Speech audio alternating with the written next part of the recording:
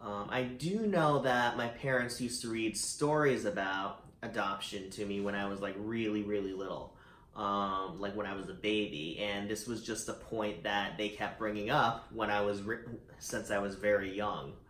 I can't remember like when it actually sunk in though that yes, I am an adoptee. Um, but I can tell you the moment where I actually realized I was Asian was that it was in sixth grade. It was at the end of the year. Everybody was signing each other's yearbooks and whatnot. And this one kid, he signed my yearbook with his name, but he also wrote "You Asian Kid," and he was Asian himself. He spelled it AZN because that was the cool way to spell it at the time. Don't know if it still is. But anyway, so that's when it started to kind of click that yeah, I'm not white. I'm not like my parents. And it's funny because for the longest time that's actually how I did identify as a white person. Um, But did you sort of consciously identify as white, or was it like sort of just, you sort of assumed you were because your parents were? the latter. I assumed I was because my parents were. It's like, oh well, they're white. I must be white too.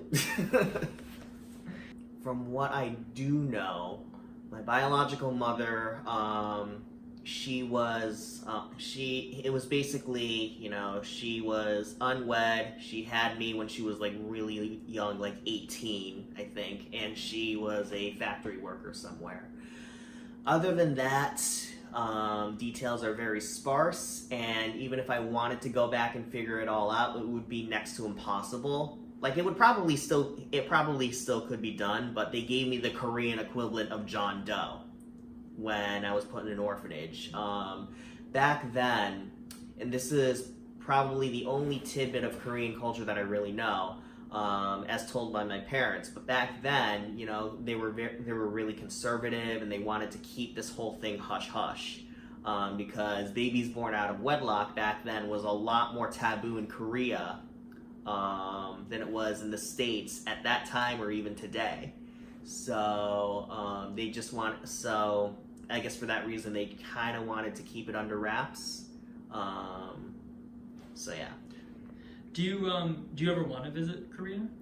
Absolutely. I just can't figure out how to pull it off, like how to set aside that time, I mean, I would like to even figure out, like, who my biological mother is, if she's still even alive, because who knows what could have happened. And yeah, and if I have any siblings that I don't know about either, that's all something I'd really love to go into, but I just don't know how I'd be able to pull it off. But I mean, it's one of those things where, I had a pretty normal, happy childhood. It wasn't like I had all this crisis of identity stuff that maybe some people go, I don't know, but I didn't really experience that because it just never occurred to me. If anything, I was just more concerned with just fitting in at whatever school I was at in general. That was my biggest thing, which is a whole separate ball of wax that we could do some other time. But yeah, no. Long story short, it was just like any other childhood. It was happy. It was full of really great memories, and I still have moments of nostalgia as much as anybody else. Picking up, say, a Sonic game and going back to, when I would come home from school and play the game before it was time to do homework or before it was time for dinner. My sister and I often joke that we're Twinkies. Not sure if this is appropriate. You can edit it out later, but we're yellow on the outside, white on the inside. But yeah, that's how we were raised. We were pretty much Americanized from the get-go. Although I will say, to their credit, I guess for the first couple of weeks I missed Korea, so my parents would play Korean music in order to help soothe me. Because I guess when I came to the States, Some Korean tapes were brought over as well with music on them, so they would play, some of that to soothe me if I ever got too, sad or uncomfortable or whatever, just to remind me of home. So is your sister also an adoptee from Korea? Yes. Same mother or different? Probably different. I honestly can't say with 100% certainty, more like 95% certainty that she probably came from a different set of biological parents. Where I grew up, it was a very diverse community, and it was a very diverse community to begin with, East Hardford. So there was none of that. I know this sounds cliche, but I had friends of every background, so it wasn't really that much of a stretch. I don't think it really occurred to anybody that, it was that weird anyway. I don't know if it was because I told them I was adopted, or if it was because it just didn't seem that abnormal. I do know one friend that I grew up with. She's of mixed race, so it's probably one of those things where having a mixed family or having a adoptive family was a little bit more common in East Hartford than it was in other places. My parents were also part of all these adoption support groups and everything too back in the day. It was pretty much a normal part of life, at least for us and for our friends and family. More positive discrimination and microaggressions more than anything.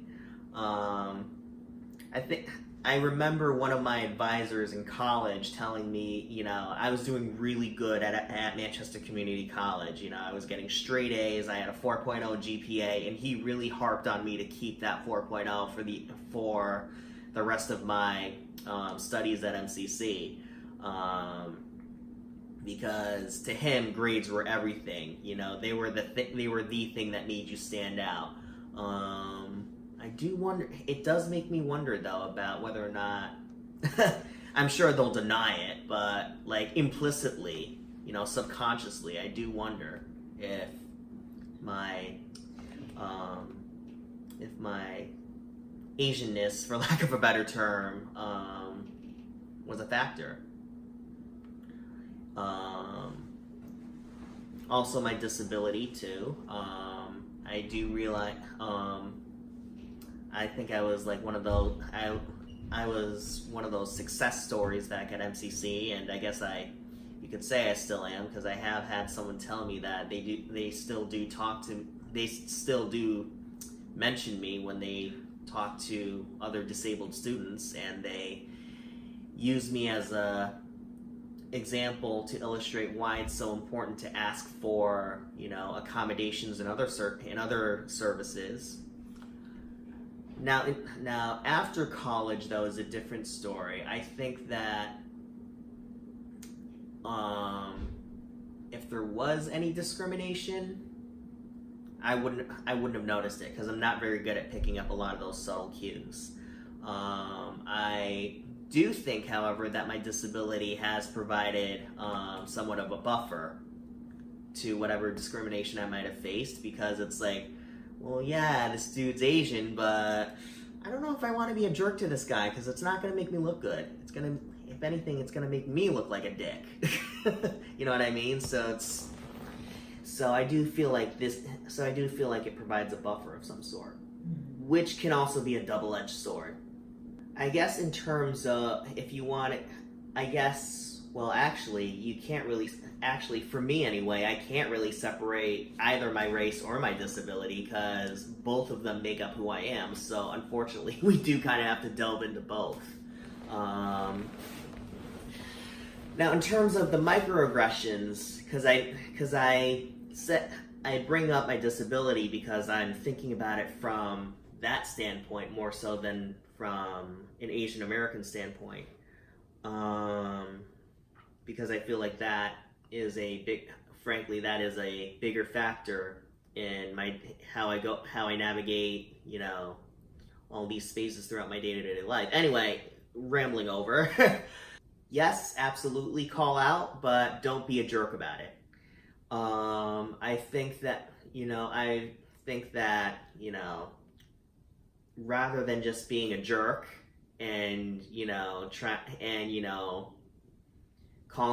making people feel bad about it, because I feel like 9 times out of 10 they genuinely don't know that it's a bad thing. Just educate them. Just, it's particularly easy for me because it's like I can demonstrate to you that you don't need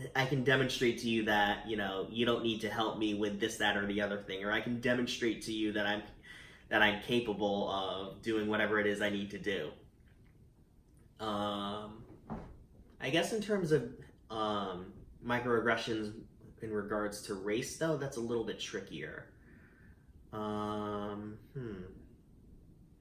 But yeah, I'd say pretty much the same thing. It's more about education than anything. I do believe that microaggressions are a thing, and the reason why people don't think they're a thing is because they're so small, but they add up. That's why they're called microaggressions. But yeah, education and trying to dispel stereotypes and myths and whatnot. One, I'm a sucker for adoption stories, straight up. I nearly cried at The Blind Side when I saw that, because, yeah, same thing with Tarzan. Phil Collins still kind of chokes me up. But I'd say absolutely, go for it. I am 1,000% behind you. My only small nitpick would be that especially if it's a white couple, do your homework. Do your homework about the culture. Do your homework about, the context of that culture in which, you're going to be raising that child. Do your homework in terms of, making sure that your child is proud to be who they are, and foster that. Absolutely foster that. At least in the beginning, yes, absolutely. And like I said before, it was never a taboo subject, adoption and being an adoptee. And don't get me wrong, I am extremely grateful to them for adopting me, for taking me in when pretty much nobody else would. And they were extra points because they were specifically looking for, children with missing limbs. Because with my older sister, they had already done that once before. So it was like, okay, we were already raising one child with missing limbs. We really do think we can take on another. So I give them kudos for that. I give them kudos for raising me. I guess though, the only thing, and as guilty as I feel for saying this, if we're being real here, I do wish I was exposed to more Korean culture. Maybe not to the point where, like I'm walking around with like wearing, traditional attire or anything like that. But definitely, I wish I learned a little bit more about it growing up. Even then, though, you could argue that, well, it's on me because I should have carved out the time for myself, at least in high school, because at least then I would have been conscious enough to do that. But I don't know. I just wish that, and that's why I say, do your homework when it comes to adopting a kid from any other country, any other nationality. Do your homework about, that country's culture, customs, their everything, and make sure that you at least encourage your child to learn about that. Do you wish you had learned Korean, the language? Yes, very much so. And it's funny too because my sister, she she's in a lot of these academic circles. She works at University of Philadelphia, and she works in a lot of academic circles. She navigates through a lot of academic circles, and whenever she does, she gets a lot of people that are like, "Oh, your English is so good," and everything. Well, it's like, well, yeah, because I was adopted by a white family, and Korean may have technically been our first language, but but I mean, as of right now, English is pretty much the only language we're fluent in. What would you expect if we were raised by a white family that taught us English, and whose primary language was English? What would you expect? I do know that in general, Asian culture has this whole mantra of the nail that stands up gets hammered down, and I would be like the textbook example of that. They would probably, I don't know.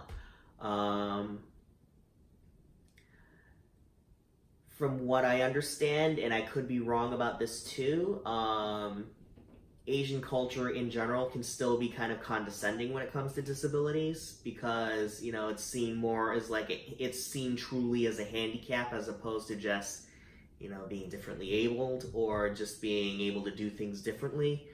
And it's something that,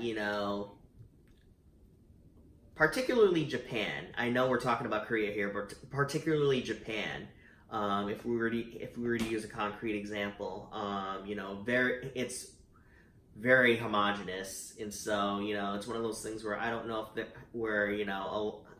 if even today they'd be used to seeing people with differences in general, not just disability, but let alone nationality. Because you might have a couple of expats living there. You don't know. I don't know. But yeah, I don't think my life would have turned out nearly as well over there as it has here.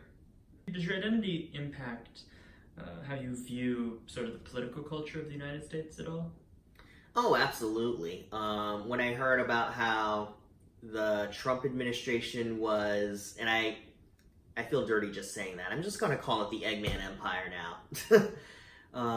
But when I heard that the Eggman Empire was going to revoke visas for, or revoke citizenship, or somehow revoke citizenship for people who already are, United States citizens. I don't know if it would have applied to my circumstances, but my visceral reaction was that I was fucking terrified, man. Because 26 out of the 27 years of my life I've lived here in the United States. East Hardford and Manchester, Connecticut are my home. Quite literally. This is my home. Manchester, East Hartford, that whole area, that's like my backyard.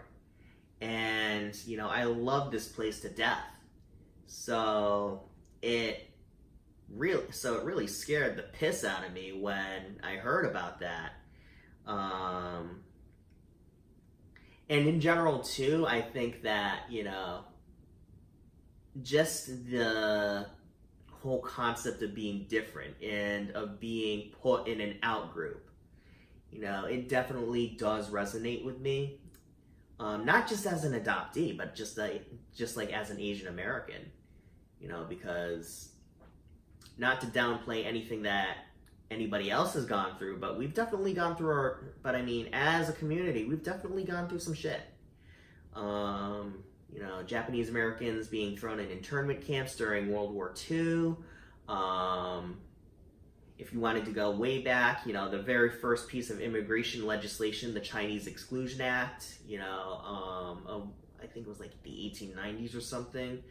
But yeah, we've definitely been through tough times as a community, from what I understand, and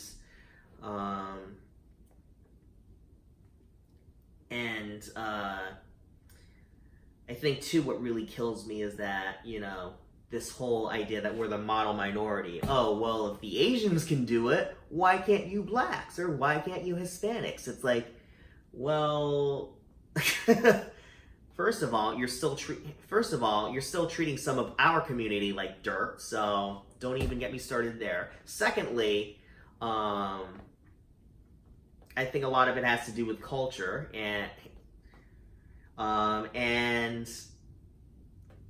it's just that everybody's different. We're not a monolith. I don't know. I think I'm just starting to ramble on here. For some people watching who maybe aren't aware about who Eggman is or what that, you just briefly explain. Okay, sorry about that. Dr. Egg. So if you've heard of Sonic the Hedgehog, Dr. Eggman is the main villain. He is this. He's a mad scientist and an authoritarian despot that wants to take over the world. So that's why I kind of like to compare Donald Trump to Dr. Eggman, is because they have similar personalities, very very megalomaniacal, very full of themselves, very power hungry, and just overall evil. I actually met a girl this past summer who is a Chinese adoptee. Very similar circumstances. She was a Chinese adoptee. She's a Chinese adoptee in a predominantly white family, and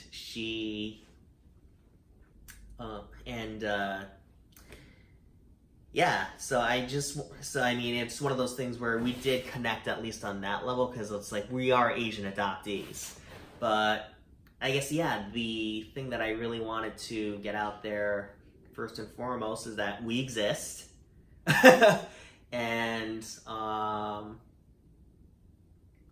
just get to know us. We're good people. I'd like to think that we're all good people, and or most of us. And I'd like to think that, you know, we're all pretty normal, pretty chill, and you know, if you get to know us, you'll like us.